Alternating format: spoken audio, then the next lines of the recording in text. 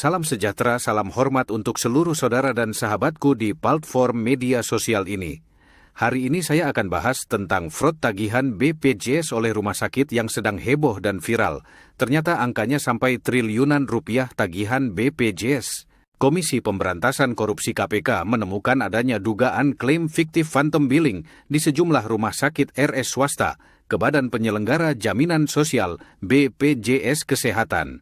Deputi Pencegahan dan Monitoring KPK Pahala Nainggolan mengatakan, temuan tersebut didapatkan usai tim gabungan yang terdiri dari KPK, Kementerian Kesehatan Kemenkes, BPJS, dan Badan Pengawasan Keuangan dan Pembangunan BPKP memeriksa 6 sampel rumah sakit.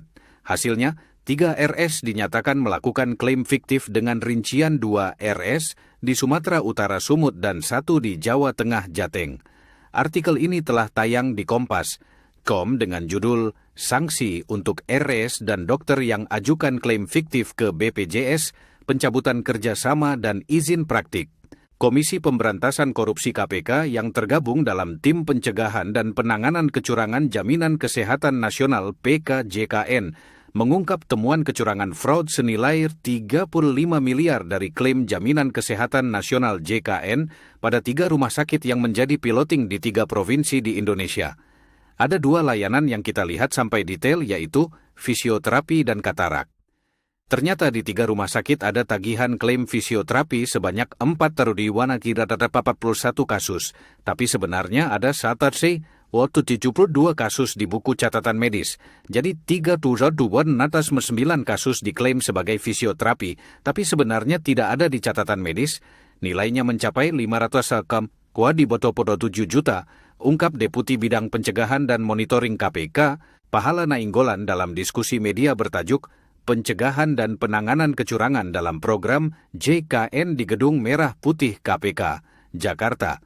Selain itu, dalam layanan katarak, tim PKJKN juga menemukan adanya fraud dengan modus manipulation diagnosis, yakni rumah sakit mencatatkan operasi katarak fiktif. Pahala memberikan contoh, dari sampel 39 pasien katarak, hanya 14 pasien yang membutuhkan operasi.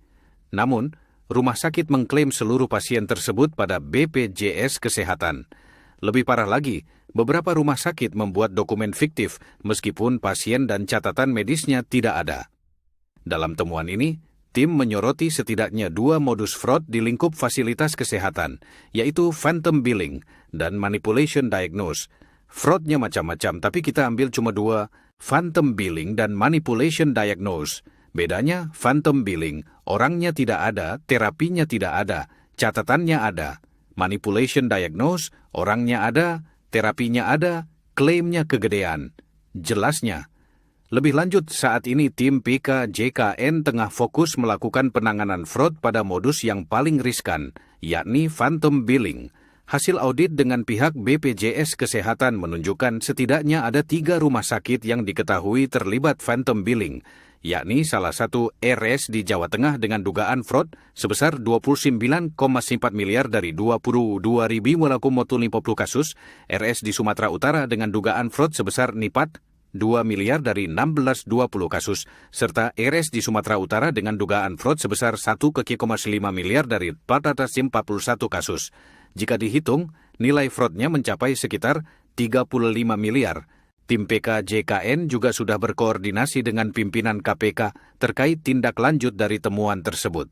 Hasilnya, pimpinan KPK memutuskan agar kasus fraud ketiga rumah sakit yang terlibat phantom billing itu dibawa ke ranah penindakan karena indikasi tindak pidana korupsinya sudah cukup. Selanjutnya, kalau kita sudah tahu 3 rumah sakit ini melakukan fraud, seharusnya pasti ada yang lain lagi. Makanya, tim sepakat dalam waktu 6 bulan ke depan untuk semua rumah sakit yang klaim kalau ada yang melakukan phantom billing atau manipulation diagnose yang tidak tepat, itu ngaku saja, silahkan koreksi klaimnya. Setelah 6 bulan, nanti tim PKJKN melakukan secara masif audit klaim, audit dari BPJS Kesehatan dan BPKP Indonesia. Tim ini ada sampai level provinsi soalnya, kata Pahala. Penanganan fraud fasilitas kesehatan, Inspektur Jenderal Kementerian Kesehatan Murti Utami sebagai Ketua Tim PKJKN. Di kesempatan yang sama menuturkan, Selain phantom billing dan manipulation diagnosis, pihaknya menemukan modus fraud lain seperti self-referrals, upcoding, repeat billing, fragmentation, suap gratifikasi, hingga iur biaya. Pelakunya sendiri meliputi peserta BPJS Kesehatan, Fashiankes, penyedia obat dan Alkes, serta pemangku kepentingan lainnya. Dalam fraud JKN ini, tidak hanya Faskes tapi individunya juga akan dikenakan sanksi. Jadi kami sedang melakukan pengolahan jenis-jenis sanksi terhadap pelaku-pelaku dari fraud JKN ini. Di Kemenkes kami sudah memiliki sistem informasi SDM kesehatan. Jadi siapa kerja di mana kemudian SIP-nya juga ada. Kami juga ada rekam jejaknya. Hukap Murti.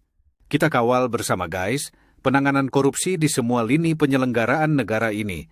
Kita pantau bersama dan awasi agar pelayanan kesehatan bisa optimal dan menyentuh seluruh rakyat Indonesia. Kalau sekarang kan slogannya, orang miskin dilarang sakit. Benar ya guys, ternyata rumah sakit banyak koruptornya.